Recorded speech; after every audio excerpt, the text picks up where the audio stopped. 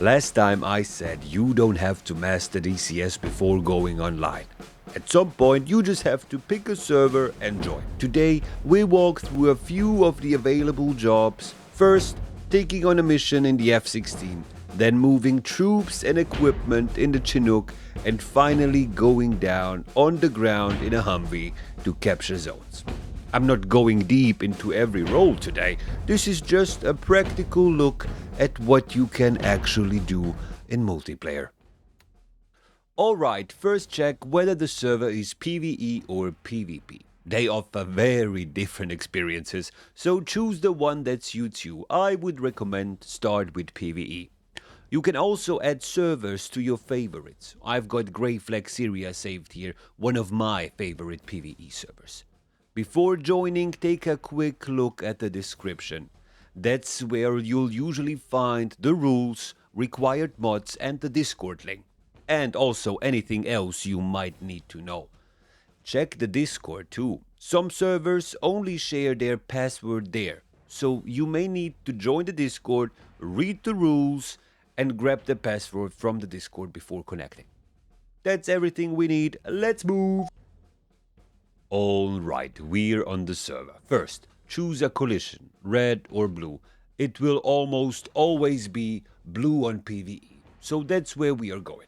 Once you press join, give it a moment please. Your PC has a ton of work to do while DCS is loading the mission, all the units and the server script.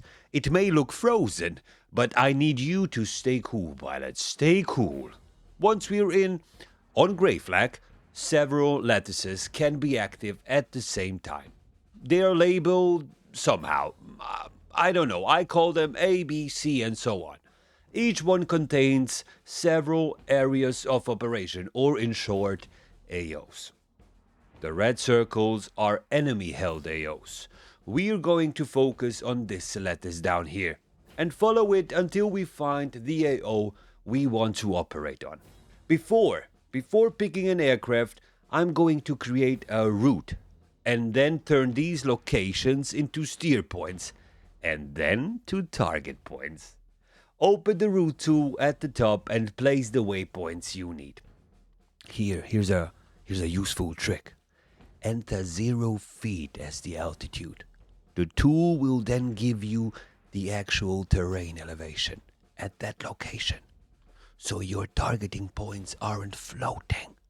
Don't tell anyone.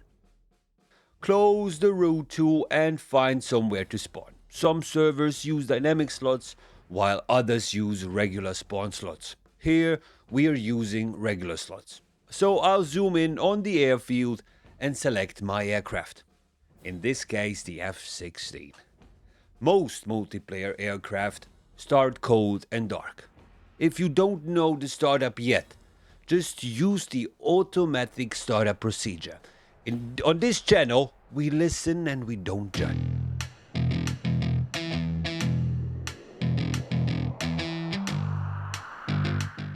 Alright, we are taxiing. If you get lost, use the F10 map to find your runway.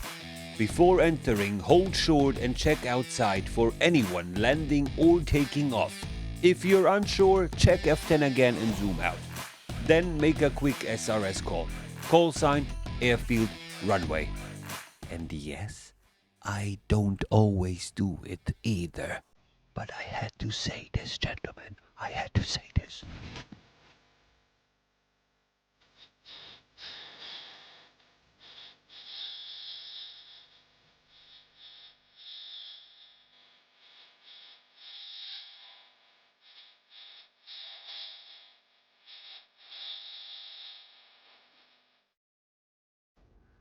We are over the AO now, so it's time to start looking for ground units. And this can be the difficult part. They are small, they blend in, and sometimes they are hiding, sneaky beaky. But that's why we get paid the big bucks, gentlemen. Let's scan the area, and there we go. We've got a logi truck right here spinning in circles. And also, whenever you drop a bomb or fire a weapon, make a quick SRS call. Let the players around you know what's coming off the jet and where it's going. So we designate the target, set up the JDAM, and start our attack. Quick check before release and... pickle. There we go.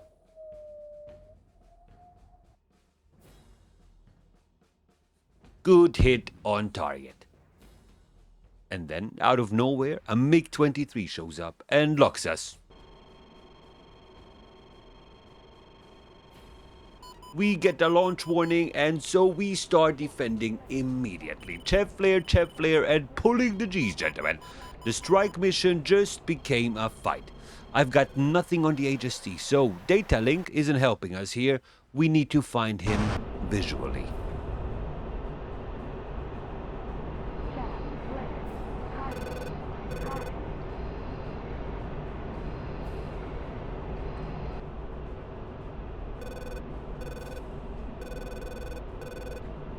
There he is, Stally. Good luck. And Fox out. And splish splash. He may or may not have gotten us too. Unfortunately, I am not authorized to discuss the details of this operation. But gentlemen, I don't die in DCS. I get reassigned. Today, the Chinook it is. We're on the ground and starting her up. I'm using the automatic startup because it's there and it works and we listen and don't judge. While the aircraft is coming alive, open the comms menu and go to the F10 Other. On this server, that's where the most of the helicopter logistics system lives. We can load and unload troops, crates and vehicles. For this run, we're taking one infantry squad and one Tau-equipped Humvee. Once everything is loaded and buckled up, we're moving. Just like before, open the F10 map, grab the ruler, and get a rough heading towards the AO. We don't need a perfect flight plan here, just the direction and the destination. And be aware, before flying straight over an AO, check its status. Ours has already been neutralized, which means the threats are gone. But the zone still needs to be captured. If the AO is still active, red, flying a helicopter directly over it may turn this into a very short mission. You can and will absolutely get shut down, but let's be honest, that can also be fun. And capturing zones is only one part of helicopter logistics. You could deploy a JTAC team near an active AO to locate and lace targets for the aircraft above. You could also place a mortar squad nearby and let them engage enemy positions from the ground. And you can also keep the wider operation alive by resupplying FOBs and FARPs with ammunition, missiles, fuel, yada yada yada. We're approaching the neutralized AO, so I'm making one quick visual check before landing. No movement, no incoming fire. Everything looks clear. 554 going down. Now open the comms menu again and unload the infantry. Troops on the ground, AO is ours, and we still have the Humvee on board, so we're going a little further before landing again and unloading it. Here we go.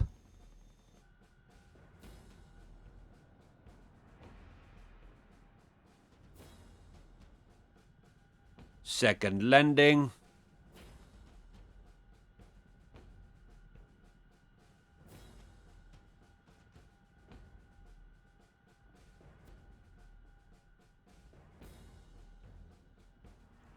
Open the logistics menu and release the vehicle.